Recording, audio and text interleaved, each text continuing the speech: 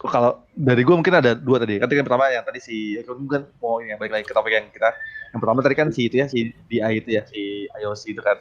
Yang kedua tuh kalau tadi yang menurut gue penting keren tuh itu si PubSub itu sih. Tapi ya mungkin bedanya PubSub kan kalau kayak event kayak delegate itu kan udah lumayan sering lah. Maksudnya itu udah sering pakai gitu kan delegate sama event gitu kan. Nah kalau gue tuh kemarin ya dia baru pas belajar si PubSub itu jadi kayak ngerasa oh ini whole new world gitu. Soalnya jadi bedanya tuh adalah kalau kayak ini ya, kalau kayak misalkan lu bikin event ya, bikin event kan kayak gua ada sebuah colokan, lu colok di situ gitu. Jadi kayak semua orang tuh bikin misalkan kayak apa ya, sebuah kelas punya eventnya on apa ya lu bisa colokkan. Itu kan keywordnya adalah ya si kelas ini punya colokan, semua orang yang mau nyolok colok ke sana gitu kan. Nah kalau si PubSub ini dia tuh kayak radio gitu. Gua mau kirim pesan dong buat siapa gitu. Nah dia tuh nge-broadcast dia nggak peduli kan ada yang dengerin nggak ada yang dengerin dia nggak peduli siapapun yang dengerin dan semua orang yang mau dengerin bisa ngelistennya ke si sistemnya itu kan. Jadi kayak mungkin gue kayak big apa ya, big fan of centralized system gitu lah. Mungkin kalau dulu kan kayak decentralized ya, kayak semua orang ya jalan masing-masing per modul. Nah, di sini keywordnya adalah kayak dia tuh tetap modular tapi apa ya, lebih ada si maklarnya itu lah. Jadi kalau kayak dia itu kan maklar reference ya. Kalau PubSub itu kayak maklar maklar informasi gitu lah, maklar data trigger gitu. Jadi dia si PubSub itu orang-orang bisa nembakin ke si PubSub-nya itu, terus semua orang bisa ngelisten ke sana gitu. Nah itu gue kayak ngerasa keren banget nih. Jadi kayak kayak ya kasih gue kan kayak lumayan obsesi terhadap kerapihan apa ya kerapihan terhadap order gitu ya struktur gitu kan. Jadi kayak wah ini asik banget udah semua orang disuruh diem diem itu semua orang tuh disuruh ngomongnya lewat radio gitu. Terus semua orang lain bisa dengar. Terus yang apa menurut gue tuh kayak oh jadi keren banget ya. Kayak kalau udah pernah pakai gitu jadi kayak kayaknya kalau nggak pakai gini gatel banget. Kalau dari gue gitu sih kalau dari gue pribadi ya. PubSub. PubSub itu maksudnya kayak semacam ini ya, mungkin messaging gitu ya, maksudnya broadcast messaging system Iya, gitu ya. iya. Dia, Jadi kalau di pemakaian tuh kayak gini misalkan ada kelas ya, kelas namanya audio misalnya, apa audio deh. Misalkan kelasnya itu kelas apa namanya? Ada analytics gitu ya. Ada analytics, ada achievement sama ada battle gitu ya. Nah, si battle tuh cuma ngelemparin misalnya finish battle apa namanya battle message-nya apa misalkan ID battle-nya, hasil skor berapa, lalala. Pokoknya semua data tuh dilempar itu dalam bentuk satu kelas itu kan, tembak gitu. Nah, terus si analytic event itu dia karena dia broadcast ke sistem yang apa centralized itu kan. Jadi kayak semua orang itu yang mau listen ke sistem bisa listen kalau gue mau listen dong buat event yang namanya adalah si apa namanya si battle end misalnya. Jadi namanya battle end message gitu kan. Gue mau listen ke battle end message, si analitik dia habis dia listen dia nembakin sendiri di data gue. Oh gue kalau gue dengerin battle end message gue akan nembakin analitik yang sesuai dengan konteksnya ini, ya ID segala macam. Nah si achievement ngedengerin itu, oh dia juga gue juga nge-prosesin achievement gue berdasarkan message ini. Terus kayak misalkan si quest dengerin itu juga sama gitu. Jadi kayak terus kayak misalkan ada level ya, si orang yang ngasih XP level pun dia ngelisten ke sana. Jadi kayak si battle tuh nggak tahu apa-apa. Pokoknya gue beres battle, gue tembakin ke sistem namanya tuh battle and message dengan data-data yang semua data pentingnya. Terus semua orang lainnya tuh bisa mengolah itu berdasarkan kebutuhan mereka dan semua orang kan saling nggak tahu gitu kan. Nah terus yang asik itu kalah karena listennya itu langsung ke si kelas apa ya kelas message itu. Jadi kayak si kelas ini tuh berlaku sebagai identifier karena gue bisa tahu siapa yang nembakin ini dan ini tuh kejadian apa kan. Jadi kayak battle end message berarti kan ini sesuatu yang terjadi ketika battle-nya berhasil gitu kan. Nah terus dia juga berupa data yang terjadi sama dia itu juga sebagai apa ya kayak semacam event gitu. Jadi trigger. Jadi dia trigger juga, identifier juga, data juga gitu. Itu menurut gue kayak keren banget sih. Ada orang yang kepikiran bisa apa ya kayak ngegabungin tiga gitu jadi satu gitu. Gue sebenarnya ada beberapa sanggahan tentang PubSub ini. Jadi yang pertama, kalau lu bikinnya kayak gitu, kan berarti harus nunggu satu frame tuh, buat nunggu frame berikutnya buat ngeproses. Benar gak? Enggak juga dong, kan bisa instan. Habis tergantung cara lu ngimplement PubSub-nya sih. Ada yang instan, ada yang nunggu satu frame, kan bisa di custom ya. Bisa kalau pakai event mungkin langsung ya sinkronus. Terus nanti kalau mau ngatur urutannya gimana? Gimana? Misalnya lu message broadcast event, siapa duluannya itu gimana? Nah, lebih gini sih lebih ke kalau kalau di gue tadi mungkin yang tadi ada referensi di Yodi ya. Gimana kalau state-nya berubah. Nah, kalau gue pemakainya PubSub itu dipakai buat event yang emang buat broadcast, bukan buat kayak FSM gitu ya. Jadi kayak contohnya misalnya nih, ya tadi tuh kayak misalkan lu battle beres, terus banyak orang yang mau tahu dan itu sebenarnya orang itu gak ada hubungannya. Achievement itu pengen naikin achievementnya dia, si quest pengen apakah quest gue beres atau enggak, analitik pengen nembakin analitik gitu kan ya. Terus yang XP ya cuma ngasih XP doang gitu kan. Jadi kan lebih ke datanya tuh udah nyampe gitu kan. Nah, tapi kalau misalkan ada sequence kalau kayak gini maka harus A B C D E. Nah, itu bisa jadi harusnya pakai event yang berbeda ya. Jadi kayak lebih ke kalau di gue kalau buat internal FSM pasti nggak pakai PubSub. Ya itu internal gitu. Tapi kalau misalnya ya itu sifatnya apa ya? Kalau A maka B dan B-nya itu harusnya nggak terlalu spesifik sama order masih oke ya. Dan itu sebenarnya kalau lo mau bikin sistem yang ada orderingnya juga masih bisa kan. Kalau gue sih nggak prefer ya, karena gue lebih enaknya tuh dia lebih ke ngebikin sistem-sistem yang kayak apa ya, activity tracker gitu ya, kayak orang tuh ngapain, gue bisa nge-lock itu kan dia nggak terlalu peduli kan siapa Betul, duluan kalau itu. misalkan dia nggak ada side effect-nya nggak apa-apa, maksudnya kayak cuma nge-track atau cuma play sound gitu, yang tadi dibilang ya nggak apa-apa, bagus.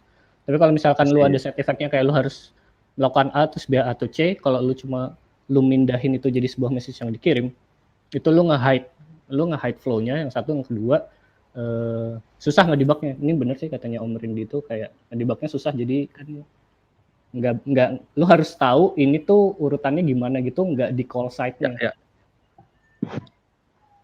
Sih. Iya kalau ya ini lebih ke kayak misalkan sequence ya dari A harusnya ke B ke C ke D gitu kan. Jadi ini tuh cuma bikin rapi doang loh, nggak memecahkan masalah loh. Jadi gimana? Cuma bikin rapih doang ini, nggak memecahkan masalah. Mungkin malah ada problem nanti kalau mau bikin PubSub gini. Sih. Kalau di pengalaman gue sih itu sih lebih ke apa ya tadi ya gue nge-usage-nya ke yang sana. Sebenarnya gue juga pakai juga ke yang sifatnya flow gitu kan. Cuma bedanya adalah ketika flow itu gue nembakin 2 event gitu. Jadi kayak misalkan contoh ya, misalkan ada battle end nih, ada emang battle end ini yang spesifik lebih ke apa ya?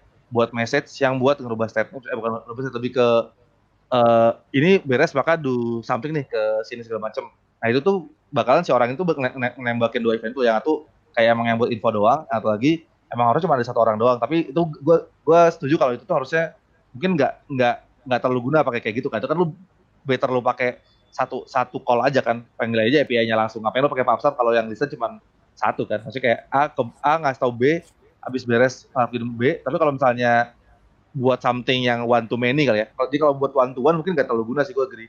Dan tracknya kan juga nggak jelas tuh apakah bukan lebih susah kan dibandingkan yang langsung direct kan ya. Tapi kalau yang buat one to many itu menurut gue jauh lebih enak dibandingkan lu bikin event. Jadi jauh lebih enak dibanding kelas itu bikin event terus semua orang nge-listen ke dia dan dia nembak itu kan. Bakal lebih enak dengan pakai PubSub itu karena jadinya tuh apa ya, lebih lepas gitu loh. Tuh ya, mungkin lebih ke yang one to many kali ya. Iya sih, ini juga Om Yodi bilang kan, kalau memang buat pokoknya kalau nggak ada side effect-nya kayak gitu, ya nggak apa-apa sih. Tapi kalau gue lebih prefer explicit di call side. Kayaknya hampir semua teknik programming itu selalu ada itu sih, selalu ada good case, bad case, dan side effect kan. Tinggal lu makanya sesuai dengan intentionnya gitu kan. Kayak lu bikin PubSub tapi buat one to one kan jadi aneh aja gitu kan ya. Kayak lu pakai DI, tapi lu sebenarnya cuman make buat satu itu ya, jadi nggak ada gunanya gitu kan. Tapi justru kan dia buat itu ya, buat tadi ya, baik lagi ke pasti ada trade off-nya gitu kan. Kayak cost-nya tuh kayak setiap abstraction itu selalu ada cost-nya kan. Karena kan lu nambahin 1 layer kan ya, dan layer itu kan menambah komplikasi gitu kan. Tapi ya apakah itu worth apa enggak aja kan. Gitu. Gue suka karena menambah abstraction yang menurut gue kalau penggunaan tepat itu worth-nya gede banget gitu. Kalau salah sih ya sih, pasti jadinya jadi lebih ribet sih. Ya kalau apa namanya, berarti kan PubSub ini berguna buat di situasi-situasi yang sifatnya broadcast lah in a way, ya kan? Broadcast. Dimana lo yang mendengarkan itu nggak harus dependen sama apapun. Ya misalkan let's say buat I don't know ya, mungkin kata Om Yodi lah kayak screen shake, audio vibration, atau mungkin analytics atau apa.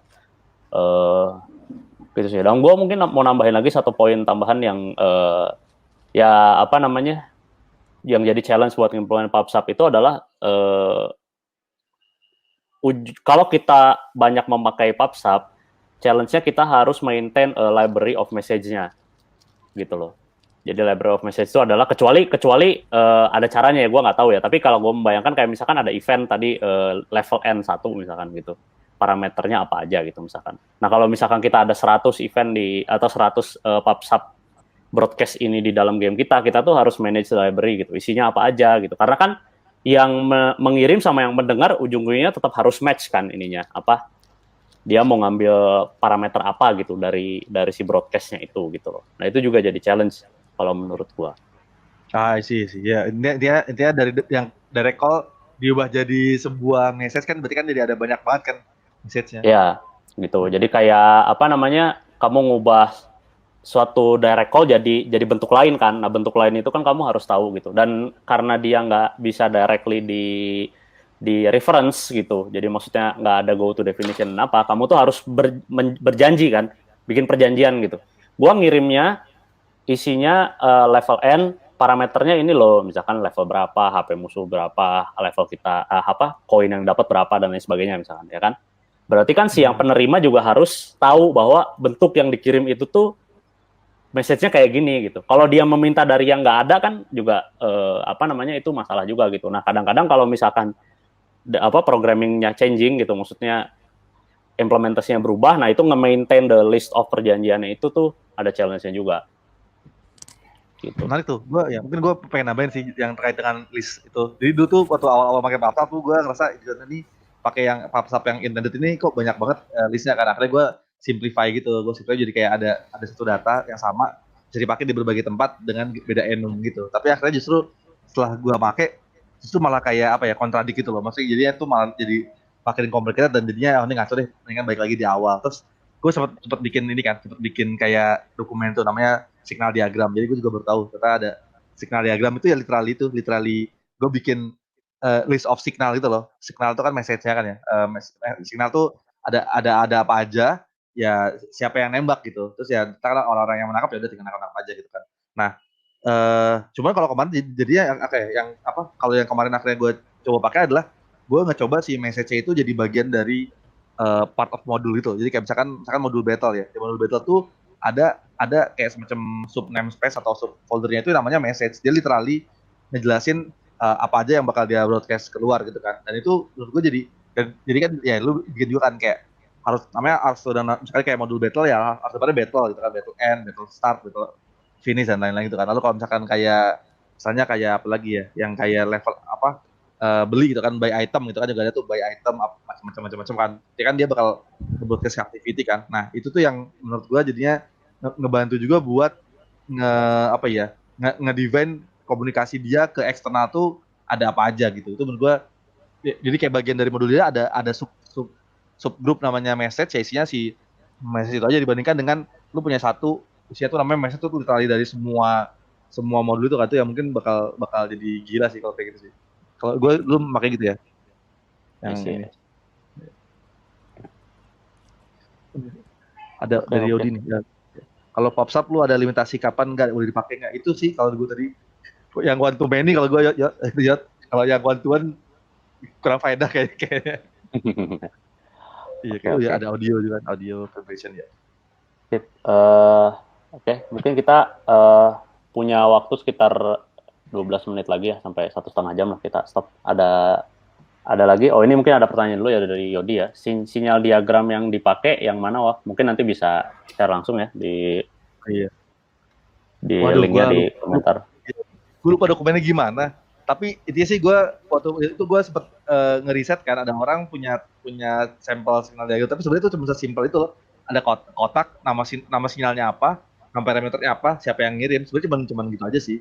Cuma kalau kemarin tuh enaknya ya lu kalau misalkan mau list siapa aja yang boleh nangkap juga oke kan. Tapi kalau pengalaman gue sih pada akhirnya sebenarnya yang itu tuh nggak terlalu penting. Yang penting itu sebenarnya lebih ke, jadi kan kayak signal itu sebenarnya kan jadi kayak API ya. Maksudnya mirip tuh konteksnya. API kan apa yang lu bisa diambil sama orang, ya orang API lu ada kayak semacam API dokumen. Jadi kalau kayak kan sekarang udah ada yang auto ya. Lu bikin server nggak perlu bikin itu lagi, udah langsung ada API-nya apa aja parameter sesuai dengan codingan lu kan.